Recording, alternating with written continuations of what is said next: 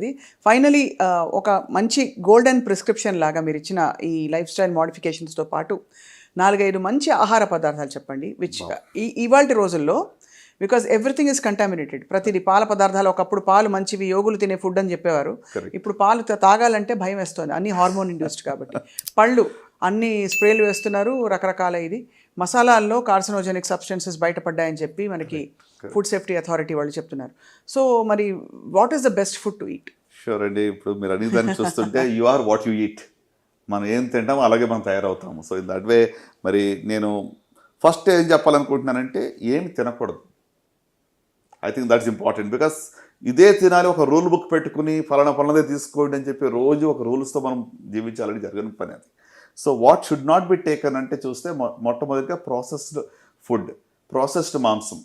అంటే so that is something, దానిలో ఖచ్చితంగా అది క్యాన్సర్కి కారణం అవుతుందని ఆల్రెడీ ప్రూవ్ చేయబడింది. రెడ్ మీట్ మనందరికీ తెలుసు, ప్రోస్టేట్ క్యాన్సర్ కావచ్చు, లేకుంటే క్యాన్సర్ కావచ్చు, రెడ్ మీట్ వల్ల వస్తుంది. సో అలాగనే మనం ఇంకా మరి ఫుడ్లో చూసినట్లయితే ఈ మధ్య మీరు మసాలా గురించి ఆల్రెడీ చెప్పారు, అడల్టరేటెడ్ అంటే కంటామినేటెడ్ ఇట్ ఇస్ బికమ్, అంటే ఎంతవరకు అంటే అది బ్యాన్ కూడా చేయబడింది చెప్పి కూడా మనం విన్నాం. ఇథిలిన్ ఆక్సైడ్ కదా సార్ దానిలో, ఇథిలిన్ ఆక్సైడ్ వల్ల, కరెక్ట్. సో ఇది మాత్రమే కాకుండా మరి రెడ్ మీట్, ప్రాసెస్డ్ మీట్ కావచ్చు. సో ఇవి కాకుండా మిగతా ఫుడ్ ఏది తినకూడదు మనం ఆలోచిస్తే ఐ థింక్ ఫ్రైడ్ ఫుడ్స్ ఎక్కువగా, అంటే మనకి రెడీమేడ్ ఫుడ్స్ ఏదైతే ఫ్రైడ్ విత్ ఆయిలీ ఫుడ్ తింటామో దానివల్ల కూడా డెఫినెట్గా క్యాన్సర్ రిస్క్ అనేది ఎక్కువగా ఉంటుంది. ఇది చాలా కీలక ఇన్ఫర్మేషన్ సార్. ఐ థింక్ వారానికి సగటున 2-3 సార్లు తినేస్తారు ఫ్రైడ్ ఫుడ్. అందరం తింటాం, ఎక్కడో అక్కడ బజ్జీలు, బోండాలు, రోడ్డు మీద. ఇప్పుడు ఇలాంటి వెదర్ ఉందంటే బయట ఖచ్చితంగా వేడి మిరపకాయ బజ్జీలు తినాలంటారు. బట్ ఇట్స్ నాట్ అడ్వైజబుల్ కదా సార్, ఫ్రాంక్లీ. అంటే మోతాదు ఇంపార్టెంట్ దేనికన్నా కూడా. అగైన్ నేను చెప్తాను, చాలా మోడరేషన్లో ఉండాలి.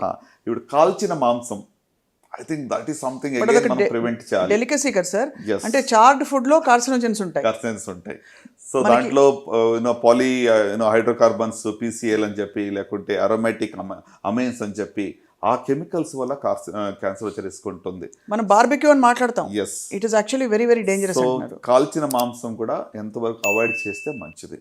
సో ఇప్పుడు మరలా స్పెసిఫిక్గా మనం ఏం తీసుకుంటే బాగుంటుంది మీరు అడిగిన ప్రశ్న. సార్ ఈ కాల్చిన మాంసం ఒక 2 క్వశ్చన్స్. ఇక్కడ డెలికసీ కాబట్టి తందూరి చికెన్, తందూరి పన్నీర్ ఇవన్నీ కూడా కాల్చిన మాంసం కిందకి వస్తాయి కదా. అంటే ఇప్పుడు తినొద్దు అసలు మొత్తానికి బంద్ చేయడం నేను చెప్పట్లేదు, బట్ అదే మన హాబీగానే హ్యాబిట్గానే ఉండకూడదు. Right sir. ఏం తినొచ్చు అని చెప్తే ఏం చెప్తారు ఇవాళ రోజుల్లో? మరి ఏం తినాలంటే మోస్ట్ ఇంపార్టెంట్ ఎక్కువగా ఫ్రూట్స్ అండ్ వెజిటబుల్స్ కన్సంప్షన్ చేయడం మంచిది. As far as possible vegetarian diet మంచిది, right. Consume lots of fruits and vegetables. Vegetarian diet ఉంటే మంచిది. Consumption of lot of water is good. At least 8 to 10 glasses of water per day minimum తీసుకోవాలి, right. అంత మాత్రం కాకుండా మరి మీరు అన్నారు కదా కంటామినేషన్ గురించి మాట్లాడితే, organic food, anything that is grown organically without pesticides, I think that's really good అనమాట. హోల్ గ్రెయిన్స్ తీసుకోవడం మంచిది. Egg is good, fish is good, right. అట్లనే మనకి beans is very good for you.